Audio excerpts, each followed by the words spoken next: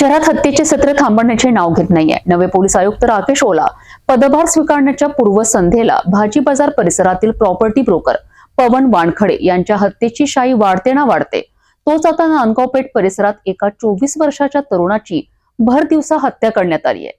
या घटनेमुळे संपूर्ण जिल्ह्यात भीतीचे वातावरण पसरले असून कायदा आणि सुव्यवस्थेवर प्रश्नचिन्ह उपस्थित केले जात आहे.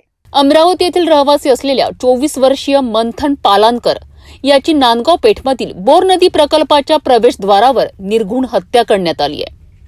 मिळालेल्या माहितीनुसार मंथनला 4 तरुणांनी चर्चेसाठी या ठिकाणी बोलावले होते. दुपारी 3:30च्या सुमारास मंथन आपल्या दुचाकीवरनं तिथे पोहोचला. मात्र तिथे आधीच दबा धरून बसलेल्या 4 जणांनी त्याला घेरले.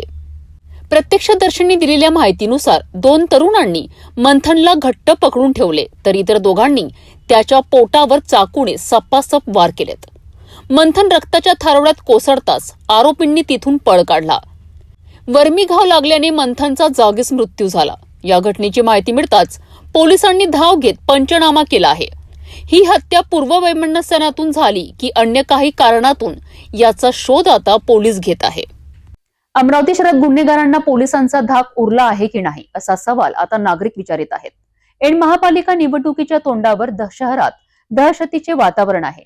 पोलीस आता मंथनच्या मोबाईल कॉल रेकॉर्ड्सवरनं आरोपीपर्यंत पोहोचण्याचा प्रयत्न करीत आहेत.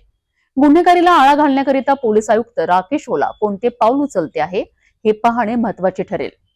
या प्रकरणातील पुढील अपडेटसाठी पाहत राहा सिटी न्यूज.